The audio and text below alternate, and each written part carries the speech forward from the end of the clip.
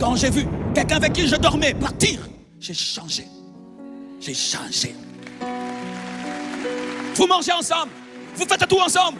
Elle n'est plus là où elle dormait, disparue. Si ça ne te change pas, tu es fou. C'est quoi l'enlèvement? Vous devez savoir que dans la parole de Dieu, il y a 3 venues de Jésus. La première venue, Jésus-Christ est déjà venu comme un agneau. La seconde venue, elle arrive, Jésus-Christ viendra comme un époux. Et la troisième venue, Jésus viendra comme un roi, comme un lion. Nous attendons les 2 autres venues. La venue de Jésus-Christ comme époux pour l'enlèvement, ce sera une venue secrète.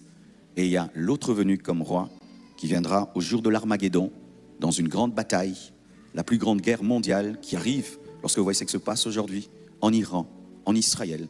Je viens de suivre les informations, les Américains ont bombardé. Et il y aura une guerre qui arrive, et cela arrivera. Alors où on s'y attend le moins? Les hommes mangeaient, bâtissaient, mariaient, étaient dans leur routine, jusqu'à ce que le feu tombe sur Sodome et Gomorrhe. Brusquement, brusquement. Nous sommes les Lot, nous sommes les Noé. Lorsque tu es un vrai disciple de Jésus-Christ, tu es un Lot, tu es un Noé. Et ton départ annoncera la condamnation du monde, comme la fermeture de l'arche a annoncé la condamnation du monde, comme Lot sorti de Sodome et Gomorrhe a condamné Sodome et Gomorrhe. L'un sera pris et l'autre laissé. La Bible nous parle du travail. Le jour de l'enlèvement, il y aura des accidents. Le jour de l'enlèvement, il y aura des crashs d'avions. Le jour de l'enlèvement, les avions tomberont de partout. Le jour de l'enlèvement, il y aura un crash boursier. Le jour de l'enlèvement, il y aura des morts dans les hôpitaux. Le jour de l'enlèvement, il y aura des incendies. Le jour de l'enlèvement, il y aura des contrats sans aboutissement. Le jour de l'enlèvement, il y aura des mariages annulés. Le jour de l'enlèvement, il y aura des élèves qui partiront et qui ne reviendront pas. Le jour de l'enlèvement, il y aura des morts et beaucoup de morts dans le monde entier.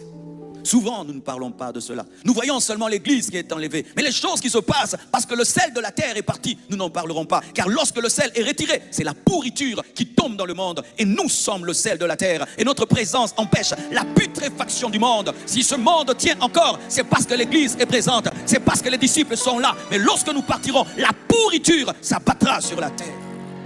Imaginez, nous venons ici. Le pasteur Ivan est en train de prêcher. Et puis il disparaît. Qu'est-ce que vous allez faire? Courir à la maison, tu connais la parole, tu sais que c'est le temps de la bête.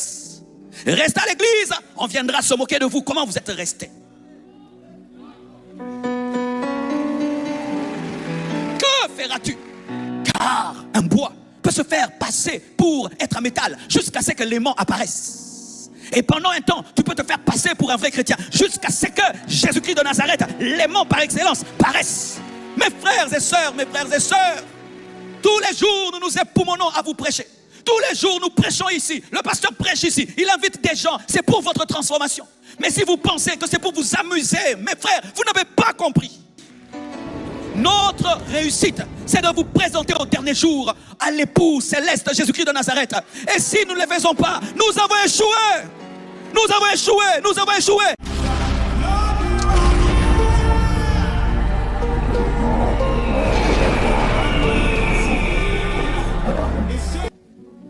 Vous devez savoir que dans la parole de Dieu, il y a 3 venues de Jésus. La première venue, Jésus-Christ est déjà venu comme un agneau. La seconde venue, elle arrive, Jésus-Christ viendra comme un époux. Et la troisième venue, Jésus viendra comme un roi, comme un lion. Nous attendons les 2 autres venues.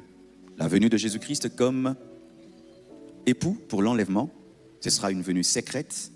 Et il y a l'autre venue comme roi qui viendra au jour de l'Armageddon, dans une grande bataille, la plus grande guerre mondiale qui arrive, lorsque vous voyez ce qui se passe aujourd'hui, en Iran, en Israël. Je viens de suivre les informations, les Américains ont bombardé. Et il y aura une guerre qui arrive, elle se prépare. Et Jésus viendra pour arrêter cette guerre. Aujourd'hui, je suis venu m'entretenir avec vous sur sa seconde venue. Sa venue secrète. Il viendra brusquement, comme un voleur dans la nuit, en un clin d'œil. Il viendra. Et lorsque j'étudie les Écritures, je vois combien les apôtres parlaient de cette venue. Paul parlant de l'enlèvement de Jésus, pensait que lui allait connaître l'enlèvement. Il dit, nous les vivants. Mais aujourd'hui, il est parmi les morts en Christ. Les apôtres, tout le temps, attendaient l'enlèvement. Et nous sommes plus proches qu'eux de l'enlèvement. Mais nous n'en parlons pas beaucoup. Autour de nous, nous avons tous les signes que Jésus-Christ est à la porte, plus que Paul, plus que Pierre. Mais ils en parlaient tellement. C'était ça le leitmotiv des disciples des temps premiers. Il viendra au son de la trompette, à la voix d'un archange. Certains disent que ce sera une musique. D'autres disent que ce sera un ange qui va sonner dans la trompette. Mais il y aura un signe. Mais un signe sélectif que tous n'entendront pas. C'est comme la conversion de Paul. C'est un signe sélectif. Ce n'est pas tout le monde qui a expérimenté ce que Paul a expérimenté. Ce sera un signe sélectif que seuls les disciples demeurant en Christ entendront. Certains entendront et d'autres ne l'entendront pas.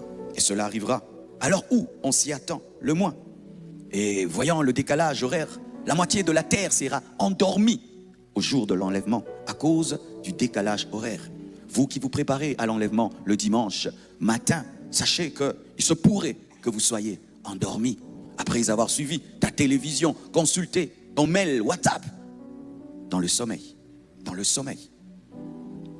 à l'heure où on s'y attend le moins, en un clin d'œil, pas moyen de se préparer, là, directement, en un clin d'œil, pas le temps de demander pardon, pas le temps de se repentir, de suivre une prédication, de la comprendre jusqu'au bout. C'est pourquoi il faut être prêt. Un jour, l'extraordinaire entrera dans l'ordinaire. Un jour, l'extraordinaire surprendra nos matins, nos soirs, nos nuits. Un jour, l'extraordinaire s'invitera. Les hommes se réveilleront comme d'habitude, prendront leur café, prendront leur métro, prendront leur calice, mais ce sera le jour. Un jour, l'extraordinaire, le surnaturel s'invitera dans le naturel. Un jour comme tous les autres deviendra inoubliable. Un jour comme tous les autres deviendra inoubliable. Et Jésus donne l'exemple de Noé. Au temps de Noé, les hommes mangeaient, buvaient, se mariaient et pensaient que leur train-train quotidien allait continuer jusqu'à ce que Noé entre dans l'arche et ferme la porte, condamnant sa génération. Pas seulement Noé, Lot. Les hommes mangeaient, bâtissaient, mariaient, étaient dans leur routine jusqu'à ce que le feu tombe sur Sodome et Gomorrhe. Brusquement. Nous sommes les Lot. Nous sommes les Noé. Lorsque tu es un vrai disciple de Jésus-Christ, tu es un Lot, tu es un Noé.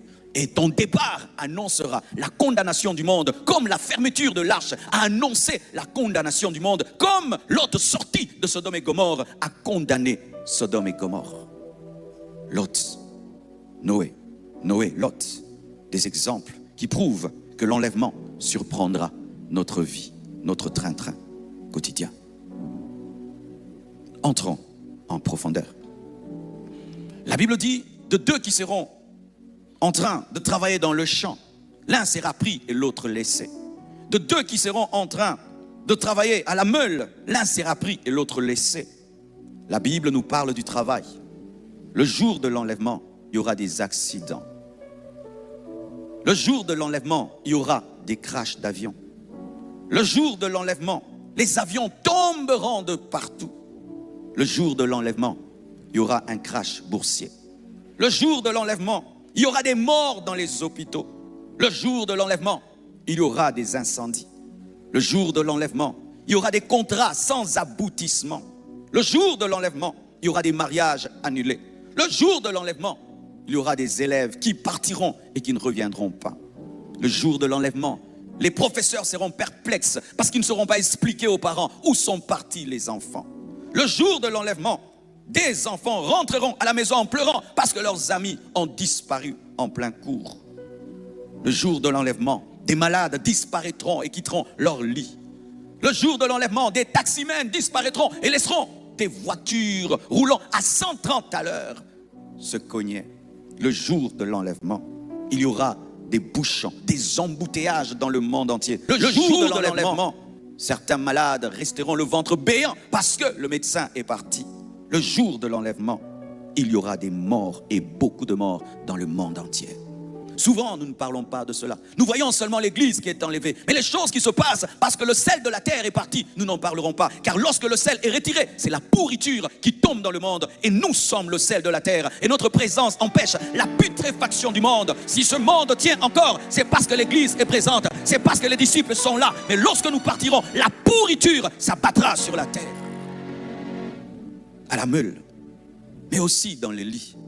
Dans les lits, la famille, le couple, les parents dormiront et se réveilleront. Tout le monde est parti parce qu'ils se contentaient de dire que leurs enfants étaient chrétiens, mais jamais ne se donnaient à Christ. Cher papa, au jour de l'enlèvement, tu chercheras tes enfants chrétiens, ils ne seront pas là. Cher homme, au jour de l'enlèvement, tu chercheras ta femme, elle ne sera plus là. Chère femme, toi qui demeures charnelle, pendant que ton mari est spirituel, ce jour-là, tu resteras seul. Caïd de la famille, j'aimerais te parler. Tu te glorifies d'être le seul qui ne prie pas. Tu te glorifies d'être le seul qui est dans le monde. Un jour, votre maison te sera laissée. Tu vas rester seul à la maison. Ton père, ta mère, tes frères et sœurs qui adorent Jésus-Christ en vérité, en esprit, s'en iront et te laisseront la maison tout seul. Au jour de l'enlèvement, deux mariés dormiront ensemble, mais ne se réveilleront pas ensemble. Au jour de l'enlèvement, les enfants partiront et les parents resteront seuls. Quel sera l'état de ceux qui resteront? Frères, sœurs, restez seuls. Et tu les as vus prier, aller à l'église tous les jours, te prêcher l'évangile, t'enseigner la parole, vivre Jésus-Christ à tes yeux, mais tu as méprisé et tu as devant tes propres yeux ta condamnation, ta punition, parce que tu as refusé de croire et d'obéir.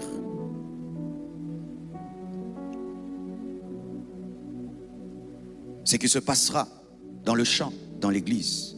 Qu'est-ce qui se passera dans l'église au jour de l'enlèvement? Il y aura des pasteurs qui seront en train de prêcher et tout d'un coup ils disparaissent. Des cultes qu'on ne saura pas arrêter. Imaginez, nous venons ici, le pasteur Ivan est en train de prêcher et puis il disparaît. Qu'est-ce que vous allez faire? Courir à la maison, tu connais la parole, tu sais que c'est le temps de la bête. Reste à l'église, on viendra se moquer de vous. Comment vous êtes restés?